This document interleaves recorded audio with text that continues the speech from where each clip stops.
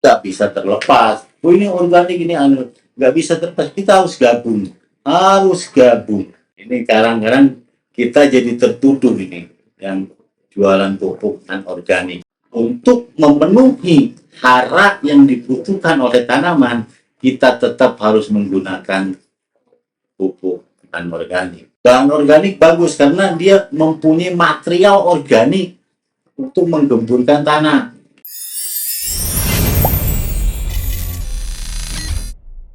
Assalamualaikum warahmatullahi wabarakatuh. Salam Mutiara, sahabat Mutiara. Kita sering dengar pertanian organik, pertanian anorganik. Nah ini kenapa saya angkat ini menarik ya, menarik karena ya biar nanti ada sedikit titik terang gimana sih pertanian organik ini, karena ya, sejauh ini yang saya amati bahwa pertanian anorganik atau yang tidak organik itu selalu dituduh gitu ya. jadi tersangka lah. Jadi gini sahabat Mutiara, budidaya pertanian ya, sistem budidaya itu ada beberapa aspek atau beberapa kaidah yang harus diperhatikan. Ya. Yang pertama, ya kita selalu sampaikan penggunaan bahan tanaman, benih atau bibit yang unggul, ya, yang produksinya yang bisa berproduksi tinggi. Karena apa? Ya sekarang pertanian bukan hanya untuk memenuhi kebutuhan diri kita sendiri, keluarga kita sendiri, bukan untuk halayak orang banyak. Ya. Yang kedua itu adalah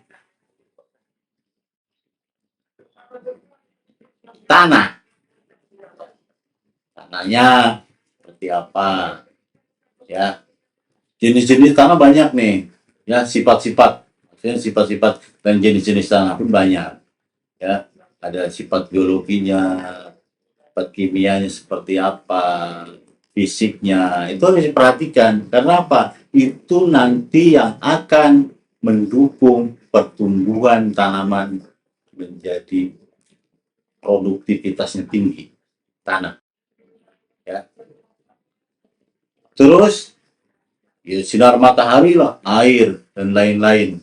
Ya, itu yang mendukung produktivitas dari tanaman itu sendiri. Terus yang lainnya adalah manajemen. Bagaimana kita cara memanagenya supaya tanaman itu tetap sehat, tetap tumbuh baik, berkembang baik, produksi dengan bagus. Itu harus dikelola dengan baik. Sekarang kita kembali lagi ke pertanian organik. Ini kadang-kadang kita jadi tertuduh ini yang jualan pupuk anorganik. Gini deh, simpel saya sebenarnya seperti ini. Ya. Bahan organik itu dibutuhkan oleh tanah supaya dia mempunyai kesuburan lebih bagus, kegemburan lebih bagus. Itu bahan organik. Kalau dilihat dari kandungan NPK hara-haranya itu kecil sekali. Dan setiap tanaman itu membutuhkan namanya dosis tertentu. N-nya berapa, P-nya berapa, K-nya berapa, CAMGS-nya berapa, mikronya berapa.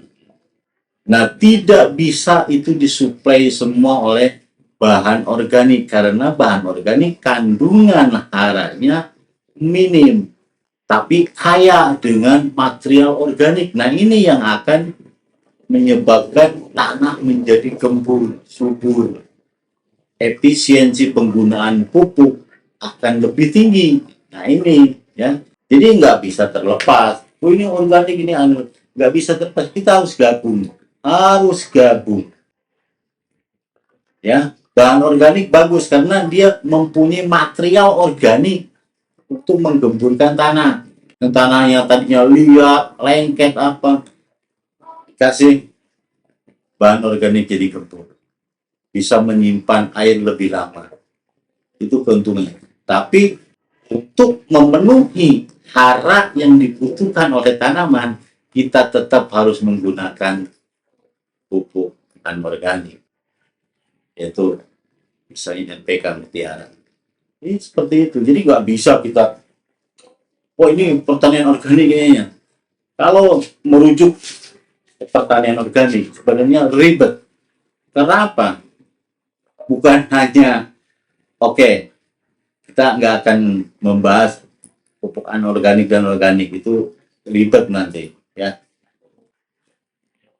Kaidah pertanian organik itu sebenarnya ribet, ya. Salah satunya adalah free pestisida. Bisa enggak? Tanaman tertentu bisa, tapi kalau namanya tanaman bahan makanan pokok, saya jamin nggak bisa. Orang bisa kelaparan. Karena apa? Produksinya rendah. Kalau kita mengacu ke pertanian organik, nggak boleh pakai pestisida,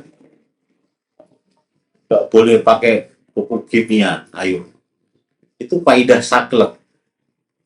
Makanya jalan tengah kalau menurut saya ya, bahan organik yang dipakai untuk menggemburkan tanah supaya sifat-sifat tanah itu menjadi lebih baik, ekosistem di tanah lebih hidup, dan untuk memenuhi kebutuhan tanaman dari segi makanan atau hara, kita harus memakai pupuk anorganik.